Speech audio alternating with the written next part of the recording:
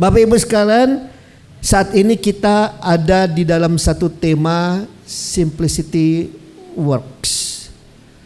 Untuk Anda berbuah, untuk hidup Anda berdampak, untuk Anda bisa punya pengaruh, Anda tidak perlu memikirkan hal-hal besar dulu yang Anda lakukan. Baru Anda bisa hidup berbuah, hidup berdampak, bahkan juga mungkin hidup yang memang impact hidupmu itu dapat dirasakan oleh diri sendiri maupun oleh orang lain.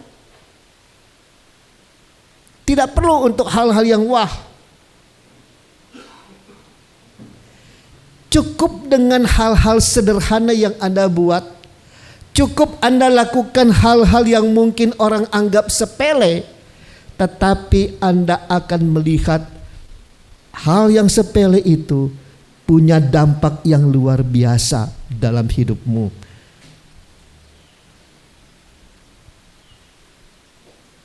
Apalagi Bapak Ibu sekalian, di dalam hidup setiap orang percaya itu ada Roh Kudus yang telah dimeteraikan dalam hidupmu.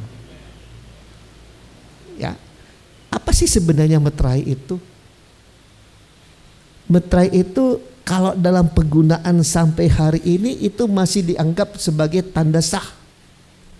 Ya, tanda sah.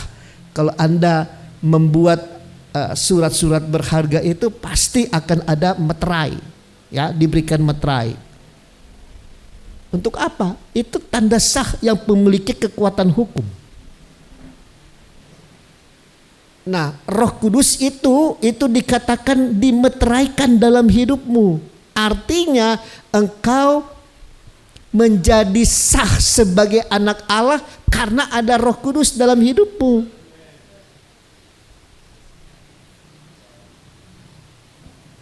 Tapi persoalannya banyak orang Kristen tidak menyadari bahwa di dalam dirinya ada Roh Kudus, sehingga minta maaf, masih minta-minta Tuhan curahkanlah Roh Kudus-Mu. Padahal Roh Kudus itu sudah dimeteraikan. Dan pemeteraian itu dikatakan dalam Efesus pasal yang pertama, itu dimeteraikan ketika engkau percaya dan terima Tuhan Yesus. Itu Anda langsung dimeteraikan. Tanda sah Anda telah menerima Yesus itu ada Roh Kudus, ada meterai Roh Kudus. Jadi kenapa lagi harus Tuhan curahkan Roh Kudus-Mu? Sudah dicurahkan, bahkan sudah diberikan. Dan itu maaf, itu dahsyat.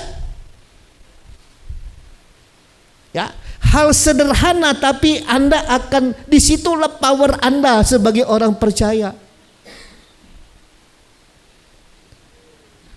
Setan mau coba-coba rasuk, gak bisa, sudah ada meterai.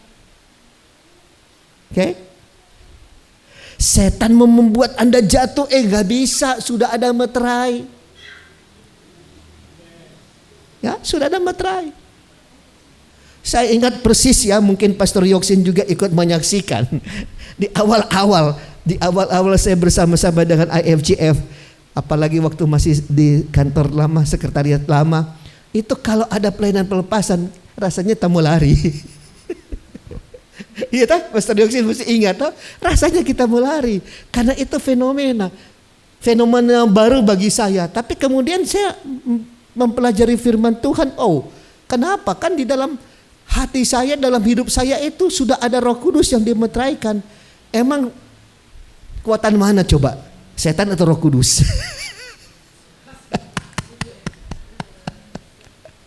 Iya tak?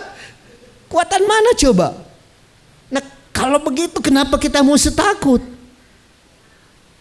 Makanya dalam bagian firman Tuhan yang lain dikatakan roh yang ada dalam hidupmu lebih besar, jauh lebih besar daripada roh-roh apapun yang ada di dunia ini.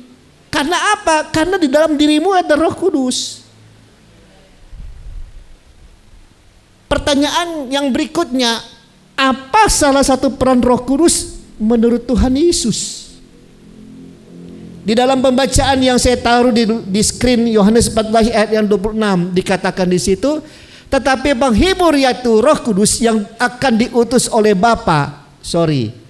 Akan diutus. Ini baru akan diutus. Kenapa?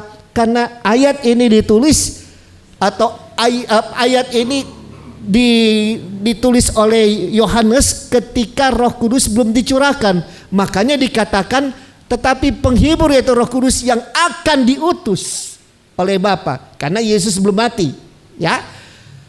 Dalam namaku, dialah yang akan mengajarkan segala sesuatu kepadamu dan akan mengingatkan kamu akan semua yang telah kukatakan kepadamu. Jadi hal kecil yang akan membuat kita punya dampak, punya impact yang kuat adalah, kalau dari ayat ini, pertama, hadirnya Roh Kudus dalam hidupmu. Yang kedua, mari perhatikan di sini, karena pengajaran-pengajaran Yesus hidup dalam hidupmu. Kecil sih, nggak, kayaknya tidak pengaruh apa-apa, tetapi itu yang menjadi kekuatan Anda dan saya. Itu yang akan membuat hidup kita berbeda. Selain sebagai seorang pastor, saya juga dikenal sebagai seorang motivator.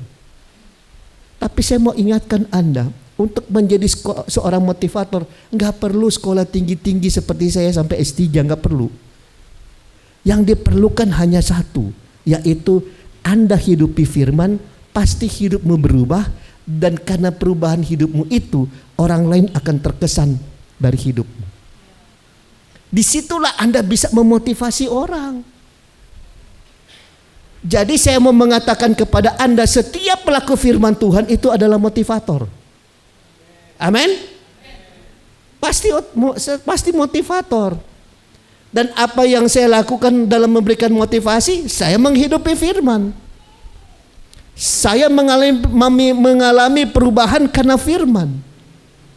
Dan itu ketika disampaikan kepada orang lain, perhatikan, orang lain memperhatikan kita yang sudah mengikuti firman, yang sudah hidup kita berubah karena firman, itu otomatis akan merekomendasikan Anda. Oh iya, dia ajar apa yang dihidupi. Kenapa? Karena yang kita pelajari bukan sekumpulan kata-kata hikmat, tetapi yang kita ikuti adalah, yang kita terapkan adalah firman yang mengubahkan. Itu yang kedua. Yang ketiga, akan mengingatkan kamu akan semua yang telah kukatakan. Jadi yang ketiga, kekuatan hidupmu, dampak hidupmu ada ketika engkau mengingat apa yang Yesus ajarkan kepadamu. Saya mau tanya, berapa orang di antara Anda jarang bolong dalam pembacaan Alkitab secara rutin setiap hari? Ada? Ya kalau 1-2 kali bolong it's okay lah, tapi maksudnya agak jarang bolong. Paling bolong 1 minggu 1 hari.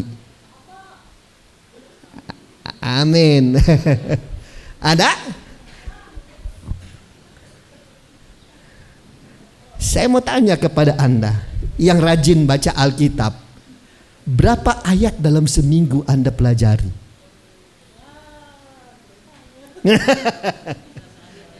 Boleh 10? Boleh 20 ayat? Berapa ayat yang Anda hafal setiap hari? Hayo. Tapi bukan itu intinya.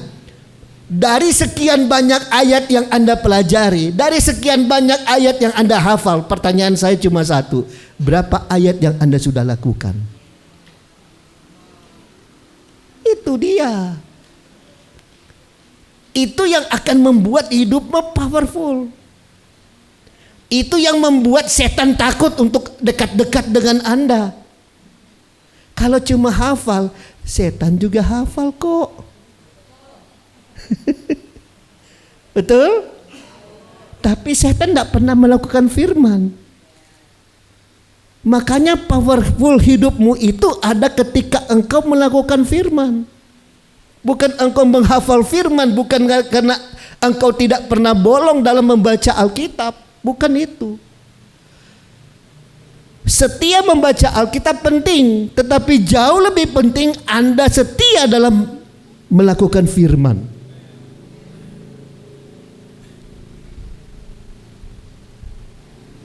Itu sebabnya kita seringkali bertanya dalam hidup kita, mengapa ya orang percaya tidak pernah mengalami kekuatan? Sedikit-sedikit kalah. Dalam slide berikutnya, sedikit-sedikit embang, sedikit-sedikit patah. Orang Makassar bilang sedikit-sedikit kepak. Kepak itu sama dengan palinggir kalau lagi baku adu di atas, kurang kaki putus benang. Nah itu kepak. Ya, hidup kita kadang-kadang seperti itu. Masalah sedikit saja langsung aduh, langsung tidak berdaya. Mengapa? Mengapa ini bisa terjadi? Karena ketidaktaatan. Ketidaktaatan. Alkitab sudah mengajarkan Anda, Roh Kudus sudah mengingatkan Anda, tetapi persoalannya Anda mengeraskan hati. Nah, karena itu izinkan saya akan mengajar Anda untuk mari kita lihat hal kecil dalam hidup kita tetapi bisa mendatangkan dampak kehidupan yang berdampak, yaitu apa? Kekuatan sebuah ketaatan. Mari kita baca bersama-sama satu ayat saja dalam 1 Yohanes pasal yang kelima ayat yang ketiga. Kita baca bersama-sama 2, 3. Sebab inilah kasih kepada Allah, yaitu bahwa kita menuruti perintah-perintahnya. Perintah-perintahnya itu apa Bapak Ibu Saudara? Ulang. Perintah-perintahnya itu kalau tidak berat, kenapa kita orang setengah mati ya bikin firman Tuhan?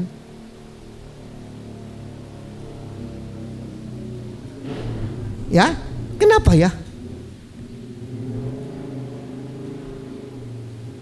Coba. Perintah-perintah Tuhan itu ternyata tidak berat. Artinya dengan mudah kita lakukan. Tetapi persoalannya kita selalu merasa diri berat Tuhan. Oke, kalau Anda sedang berada di tempat ini, sedang berada di rumah Tuhan, minta maaf. Gampang sekali Anda menunjukkan hidup sebagai orang terang.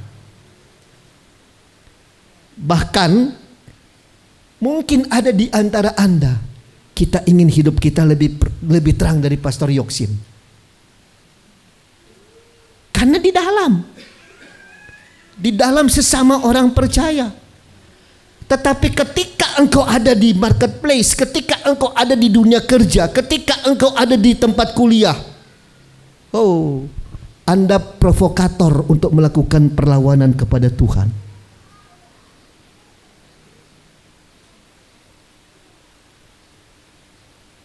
Ya, Anda provokator. Bukan cuma tidak mau ikut kehendak Tuhan, tapi Anda mempengaruhi orang lain untuk tidak ikut kehendak Tuhan. Yang TYC di sini yang seringkali masih ikut ujian di sekolah, berapa di antara Anda malah menjadi tokoh pelopor nyontek di kelas? Puji Tuhan kalau enggak ada.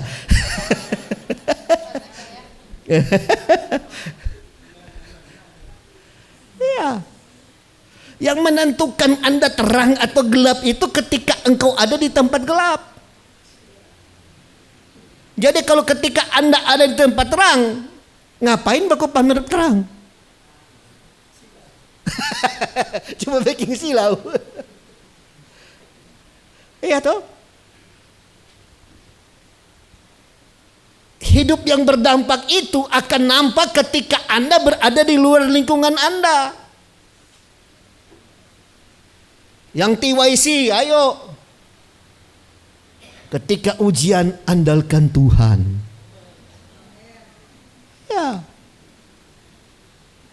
Jangan andalkan kemampuan dan kepiawaianmu dalam hal nyontek. Guru dan dosen sudah berupaya bagaimana caranya sampai atur jarak. Bukan cuma atur jarak. Saya beberapa kali menyiapkan 3 model soal untuk satu kelas. Supaya apa? Kalau dorang beku nyontek, beda soal kote. Sampai begitu yang kita lakukan. Untuk menghindari, padahal maaf ya, saya ngajar di STT, Sekolah Tinggi Teologi yang akan menghasilkan para pendeta.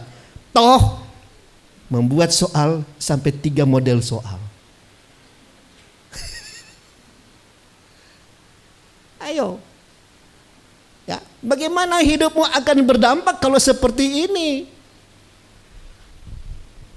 Firman Tuhan jelas mengatakan perintah-perintah Tuhan itu tidak berat, artinya mudah Anda lakukan. Kalau Anda merasa berat, itu karena apa? Karena hatimu masih enggan melakukan firman. Bukan karena firman itu berat. Seringkali terungkap dari mulut orang percaya. Pastor, kalau orang hidup di luar sana lurus-lurus, orang yang menderita, orang yang siksa. Oke? Makanya banyak orang percaya lebih korup dari koruptor kelas kakap. Ya toh? Coba. Menteri siapa yang baru-baru kena? Padahal bendahara dari satu sinode gereja. Coba. Itu contoh. Ya, itu satu contoh.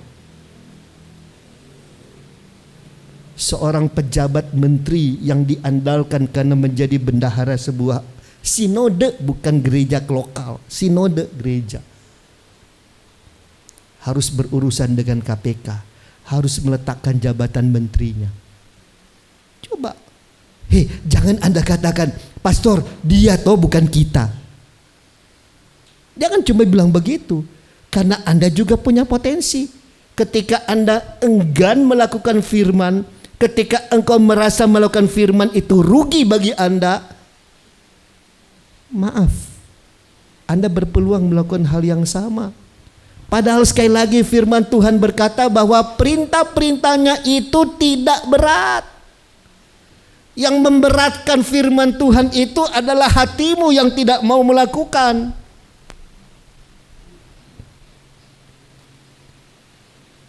Camkan hal ini. Bukti kita mengasihi Allah ialah ketika kita menuruti perintah-perintahnya.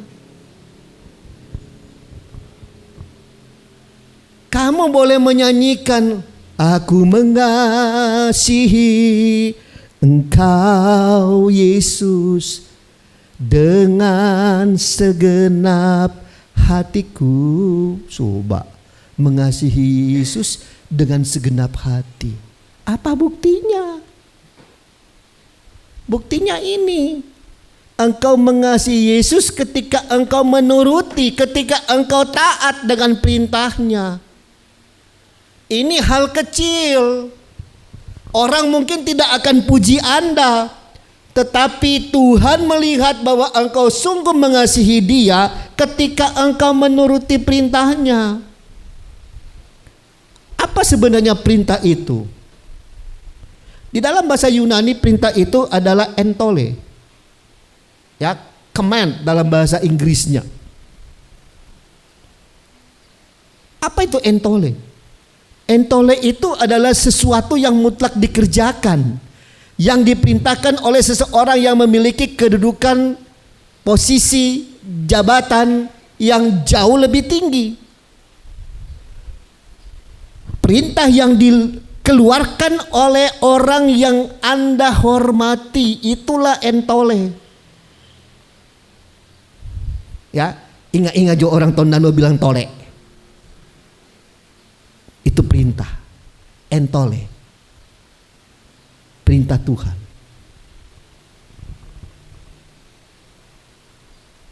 Saya waktu kuliah di Makassar S1 terus belajar bahasa Yunani, dapat kata entole, langsung kita bergegara dengan orang-orang Sulawesi Utara. Ingat jo tole, nah, itu perintah.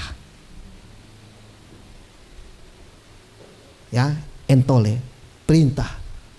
Itu sesuatu penugasan yang kita terima dari orang yang memiliki kedudukan yang paling kita hormati. Sementara itu kata menuruti, tireno. Tereo. Itu ikut secara akurat. Artinya, maaf, banyak orang percaya melakukan firman, betul melakukan firman, tetapi seperti Raja Saul ketika disuruh membasmi orang Amalek. Ya, apa perintah Tuhan untuk Saul waktu membasmi orang Amalek? Bunuh hewan, ternak, bunuh rakyat, tapi bunuh juga raja. Betul, Saul bikin. Yang Saul bikin, basmi orang Amalek, rakyatnya dibabat, kambing dombanya sebagian besar dibabat, tapi menyisakan yang gemuk-gemuk, yang tambun-tambun. Ya, banyak orang Kristen taat pada firman itu seperti Saul. Ada sisa. Ikuti firman tapi masih ada sisa, masih ada yang kurang. Bahkan rajanya dibiarkan hidup. Itu cara banyak orang percaya mengutip atau mencontohi Saul dalam melaksanakan firman. Ikut iya, memang Saul ikut, tapi nyenak semua yang dia buat nyenak tuntas. Yang Tuhan mau ke kita ketika kita menuruti firman-Nya itu ikut secara akurat. 100% kita ikuti. Nyenak pakai tawar-tawar, Tuhan ini Jone. Yang lain kan Tuhan, Engkau tahu kita daging masih terbatas. Nyanda. Tuhan bilang ini baking, ikut persis. Jangan minta diskon dari Tuhan. Ya, jangan minta diskon dari Tuhan. Ikut secara akurat. Kata kerja dalam bentuk present tense artinya ikut secara akurat itu terus menerus, tidak henti-hentinya. Karena kata tereo itu dalam bentuk present tense. Menuruti secara terus menerus, ya itulah ketaatan.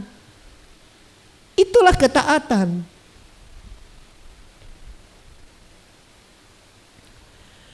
Ketaatan pada perintah-perintah Allah merupakan bentuk atau merupakan bukti kasih kita kepadanya dan menjadi identitas diri sebagai anak-anaknya. Orang akan melihat identitas diri Anda sebagai anak Tuhan dari mana? Dari ketika hidup menuruti perintahnya. Itulah identitas Anda.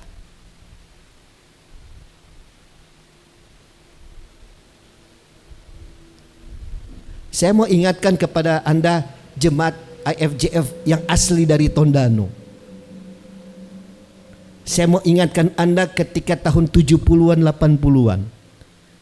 Ya, saya mau bantu Anda mengingatkan apa kata orang-orang percaya ketika Anda bertemu dengan orang yang menolak minuman keras, menolak merokok, menolak main kartu. Itu mereka jemaat mana? Masih ada yang ingat orang-orang tua? Ibu masih ingat kalau ketemu dengan orang yang tidak merokok, tidak minum minuman keras, biar so di muka, mari juga minum, nyanda. Kalau orang lihat ada orang seperti itu, langsung orang cap itu jemaat dari mana? Pantai Kosta. Itu yang maksudnya identitas diri. Ketika engkau menjadi pelaku firman, itulah identitas diri Anda anak Tuhan. Sorry, identitas dirimu sebagai anak Allah bukan karena kau pakai kalung salib besar-besar. Bukan. Bukan sampai karena anting-anting juga ada salib. Tidak. Atau di rumahmu engkau putar lagu rohani kuat-kuat sampai 1 kilometer bisa dengar lagu yang Anda putar. Bukan itu identitas hidupmu.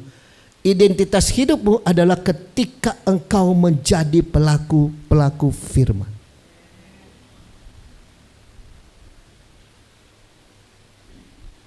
Itulah Anda sebagai anak-anaknya. Makanya Anda akan punya pengaruh yang sangat besar ketika Anda melakukan taat kepada perintah Tuhan. Apa saja kekuatan ketaatan itu? Pertama,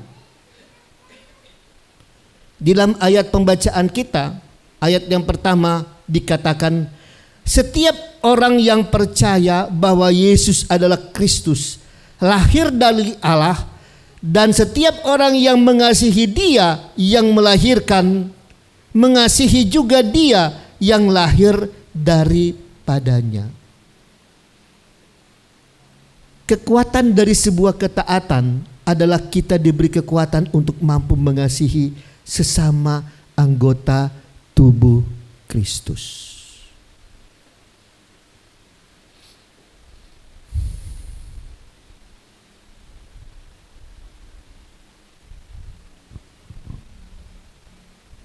Siapa bilang cuma Anda saja yang tersakiti ketika ada gosip yang Anda terima di gereja? Siapa bilang? Kami juga hamba-hamba Tuhan kadang-kadang diceritakan yang jelek-jelek. Sorry untuk saya berkata, saya juga sakit.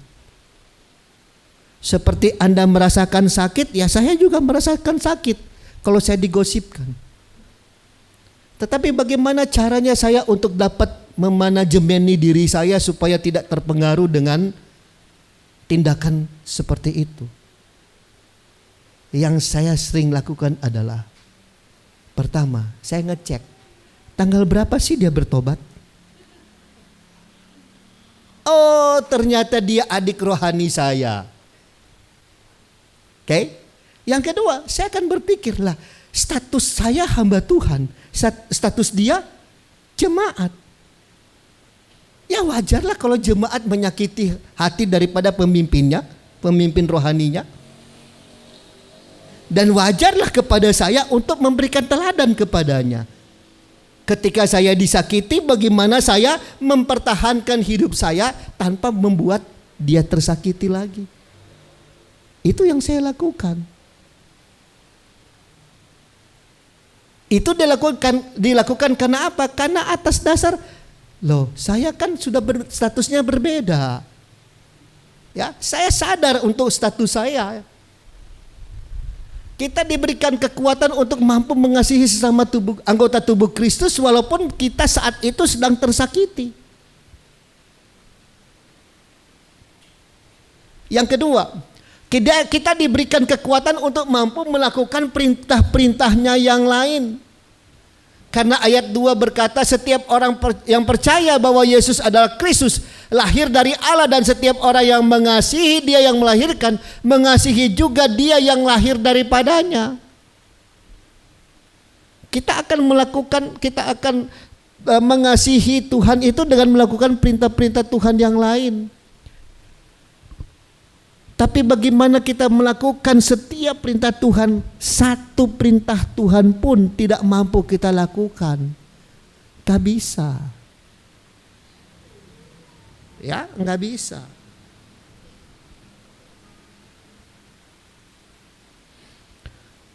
Saya ingin sekali lagi menekankan bahwa perintah Tuhan itu tidak berat. Kata berat di dalam bahasa Yunaninya itu barus. Ya, heavy. Apa arti kata barus? Heavy. Artinya pertama, tidaklah pantas jadi beban dalam hidup. Jadi ketika engkau mengetahui bahwa perintah-perintah Tuhan itu berat, maaf, jangan lagi Anda menganggap perintah Tuhan itu beban hidupmu. Oke, sudah cukuplah Anda dibebani hidup Anda dengan baru-baru jadi korban PHK selama pandemi. Ya, karena di Indonesia memberlakukan work from home itu sebenarnya adalah dirumahkan. Bukan melakukan pekerjaan dari rumah, tapi sebenarnya itu dirumahkan, diistirahatkan. Yang pada dasarnya dalam dunia kerja work from home itu artinya Anda kerja dari rumah, tapi kerjaan itu punya hasil. Karena apa? Ketika Anda sudah berhasil mengerjakan pekerjaan Anda di rumah, Anda kirim laporan kerja Anda kepada pemimpin Anda melalui email, melalui pesan WhatsApp. Itu yang harus dilakukan. Tapi work from home gaya Indonesia sudah ngana kerja dari rumah. Padahal mana pekerjaan? Tak ada. Artinya kamu dirumahkan sebenarnya. Cukup itu saja yang menjadi beban hidupmu. Gajimu dikurangi. Sementara itu kebutuhan di rumah bukan semakin berkurang, tapi semakin bertambah. Cukup itu yang Anda anggap beban hidup. Jangan menganggap firman Tuhan itu sebagai beban hidupmu. Kalau firman Tuhan berkata engkau harus jujur, jangan menganggap Tuhan kalau kita jujur Tuhan kita mudah pemarah.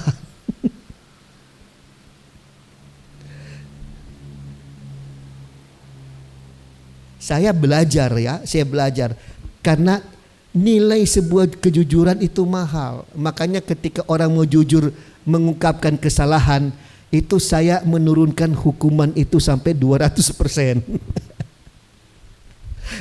Saya menurunkan kadar hukuman itu sampai 200%. Tetapi untuk kesalahan yang sengaja ditutup-tutupi tapi saya dapat, ada ngana punya. Tapi kalau ada orang yang mau jujur, iya Pak, maaf Pak, saya sudah salah, oke. Ya, karena berat loh, mengakui kesalahan itu berat. Oke. Yang kedua, arti daripada kata heavy, berat, ya, barus, dilakukan sebagai bentuk kasih dan ketaatan. Dan dilakukan karena sudah merupakan sebuah kewajiban.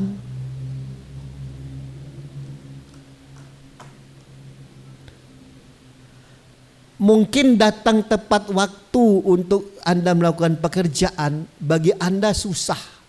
Karena apa? Karena harus bangun lebih pagi. Ya, saya ini 5 hari terakhir ini setiap hari, bukan cuma setiap malam, setiap hari itu tidur cuma tidak sampai 2 jam. Tidak sampai 2 jam. Apalagi mempersiapkan materi kuliah untuk Unsrat. Itu menyebabkan tidur saja jam 4, bangun belum jam 6.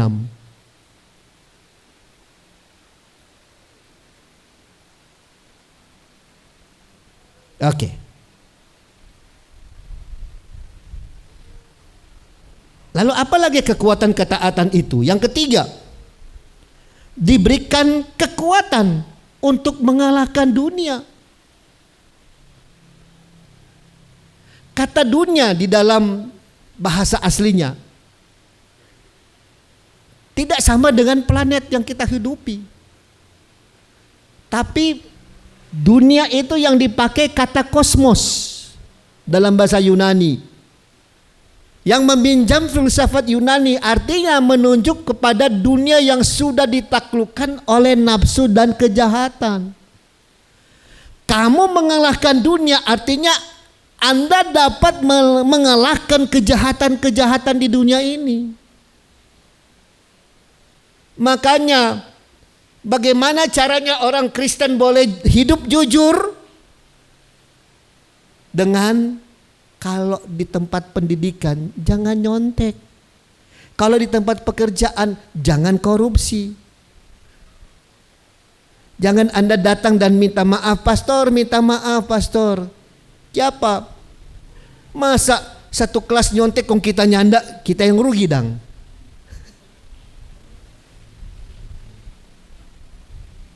Atau Anda datang melapor, pastor, aduh minta maaf saya sudah berurusan dengan KPK. Siapa? Salah-salah kurang kita yang tidak korupsi di kantor.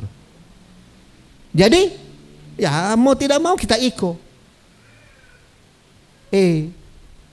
Firman Tuhan berkata, engkau dapat mengalahkan dunia.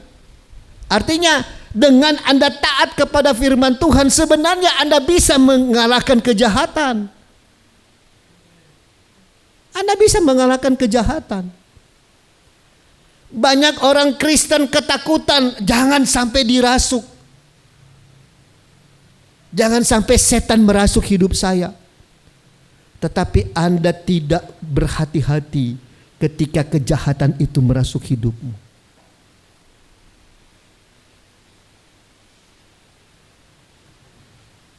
Kejahatan jauh lebih dahsyat daripada Anda manifestasi.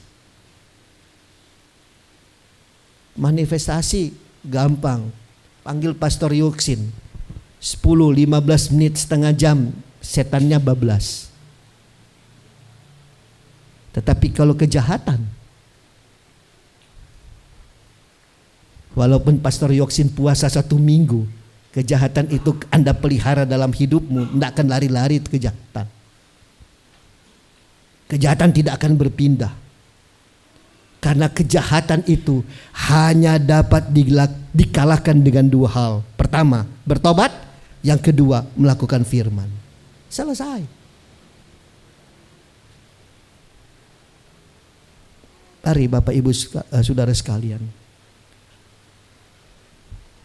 Tidak perlu Anda menjadi orang hebat dengan melakukan perkara-perkara besar.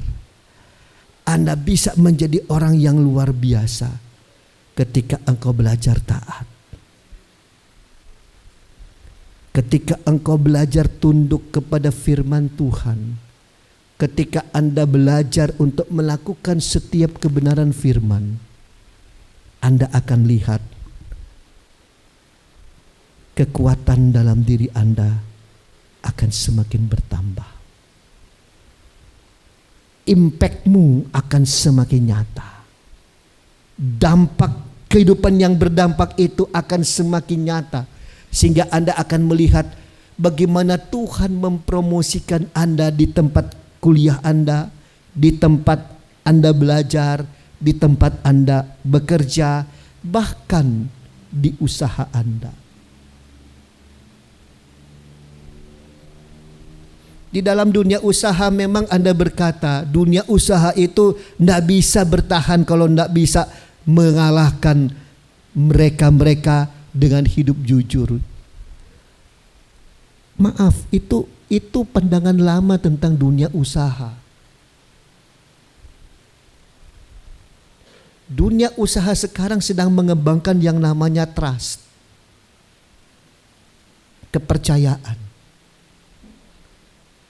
Bagaimana ketika engkau berjanji, engkau menepati janji itu. Itulah trust dalam dunia bisnis. Dan di luaran sana, Anda akan sangat dihargai ketika Anda menjadi pelaku-pelaku usaha yang dapat trust. Yang dapat dipercayai.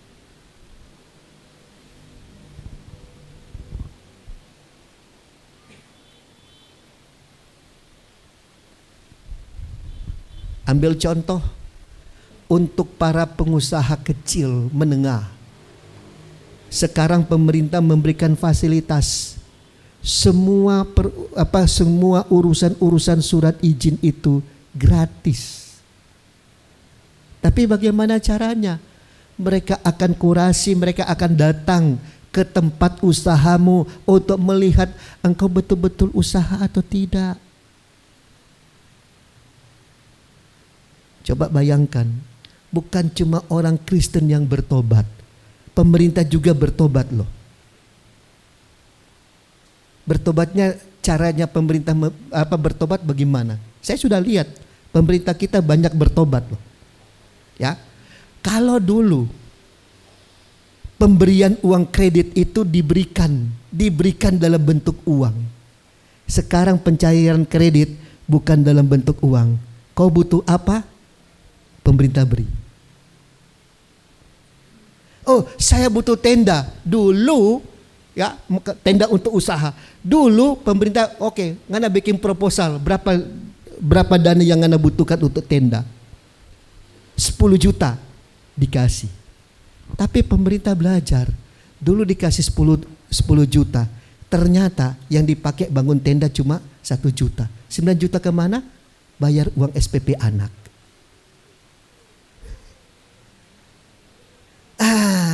Berarti saluran bantuan itu tidak tepat sasaran. Makanya pemerintah juga bertobat. Sekarang kau butuh apa? Oh, saya butuh penggorengan. Oke.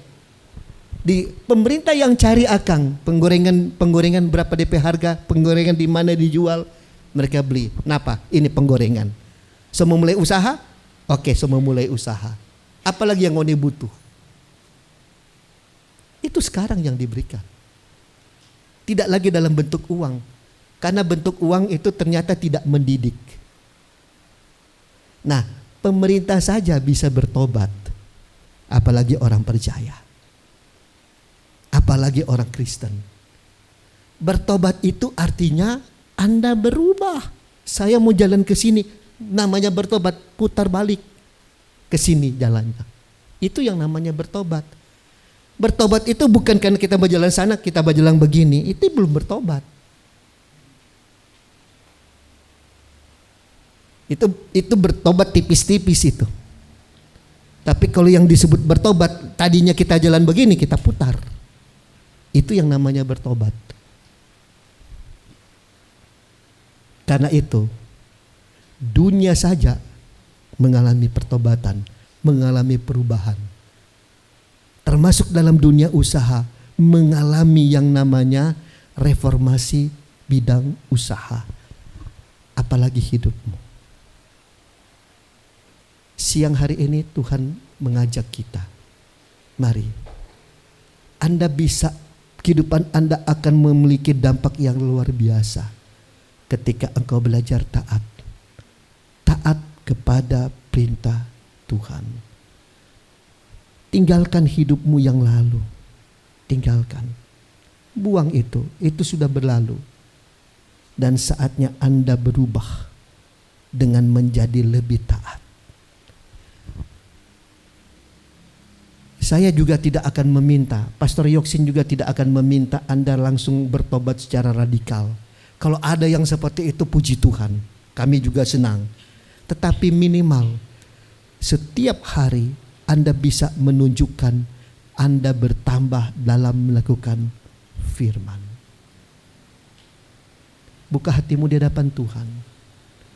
Izinkan Roh Tuhan berbicara, menerjemahkan firman ini dalam hidupmu. Mungkin ada yang Tuhan ingin bertobat dari segi merokok.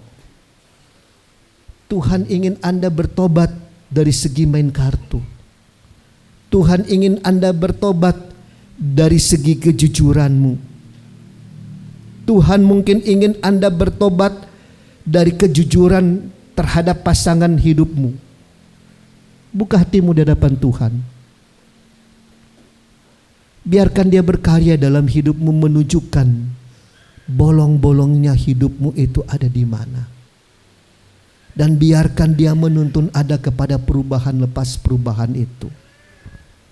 Dan ingat, ketika Tuhan menuntun Anda kepada sebuah perubahan, yang Dia minta itu adalah Anda taat dalam mengikuti kehendak-Nya. Saya berikan waktu bagi Anda 1 menit untuk Anda berdoa. Kalau ada di antara Anda yang mau bangun komitmen baru, mau berjanji yang baru di hadapan Tuhan, mari. Saya tidak minta Anda angkat tangan, saya tidak akan meminta Anda berdiri, saya tidak meminta Anda datang ke depan. Tapi cukup Anda membuat pengakuan itu sendiri di tempat duduk Anda. Buka hatimu selebar-lebarnya untuk Dia. Dia yang akan mengerat hidupmu, yang akan membuat hidupmu menjadi baru.